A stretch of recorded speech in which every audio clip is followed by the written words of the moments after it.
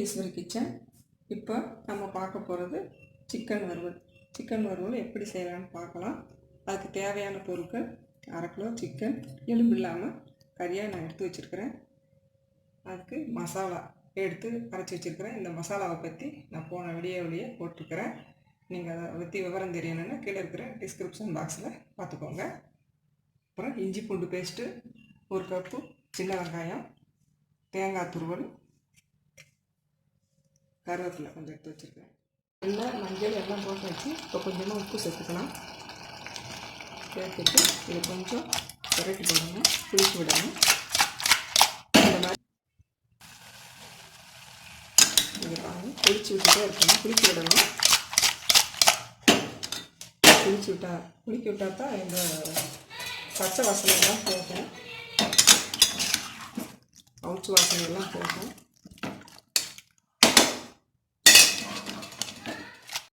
இப்போ இதில் ஒரு சின்ன கிளாஸ் 1 கிளாஸ் தண்ணி விட்டு வேக வச்சுக்கலாம். ஒரு 5 நிமிஷம் வேக வச்சுக்கலாம்.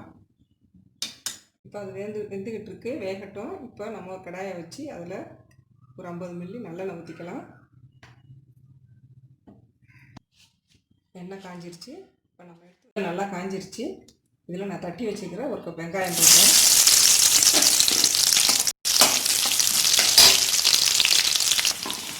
வெங்காயம் நல்லா கொஞ்சம் நேரமாக வதங்கிடுச்சு. இப்போ ஒரு சிட்டியை மஞ்சள் தூள் போட்டுக்கலாம். வச்சுக்கலாம். 2 ஸ்பூன் இஞ்சி பூண்டு பேஸ்ட்டு போட்டுக்கலாம். போட்டு நல்லா இந்த இஞ்சி பூண்டு பேஸ்ட்டு பச்சை வாசனை போகிற வரைக்கும் கொஞ்சம் நல்லா வதக்கிக்கலாம்.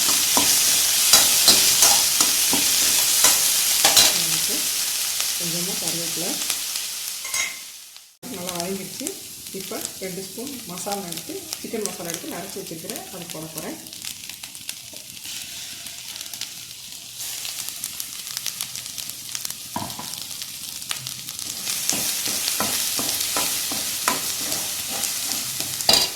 கொஞ்சமாக தண்ணி விட்டுக்கலாம்.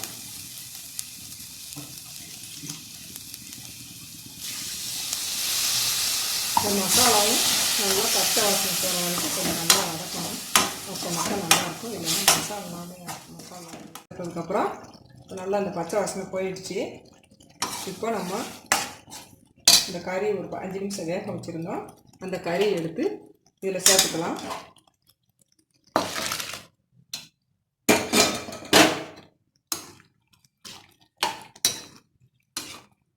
இது ஒரு 5 நிமிஷம் வேகட்டும். 10 நிமிஷமாக கொதிக்க வைக்காச்சுமா நல்லா வந்துடுச்சு. இப்போ உப்பு காரமும் நல்லா ஈவனாக நல்லா பீஸோட கலந்துடுச்சு. இப்போ நம்ம எடுத்து வச்சுக்கிற இந்த தேங்காய் துருவலை போட்டுக்கலாம்.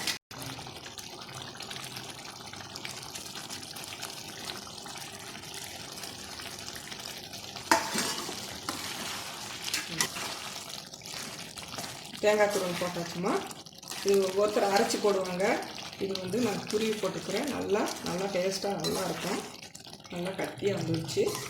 இது வந்து நம்ம சப்பாத்திக்கு, இட்லி, தோசை, சாப்பாட்டுக்கு நல்லா செஞ்சு சாப்பிட்டுக்கலாம்.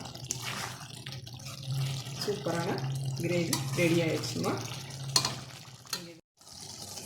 தேங்காய் துருவல் போட்டு இப்போ 2 நிமிஷம் ஆயிடுச்சு. இப்போ நம்ம இதை இறக்கி வச்சிடலாம். இப்போ சூப்பரான சிக்கன் வறுவல் ரெடிம்மா.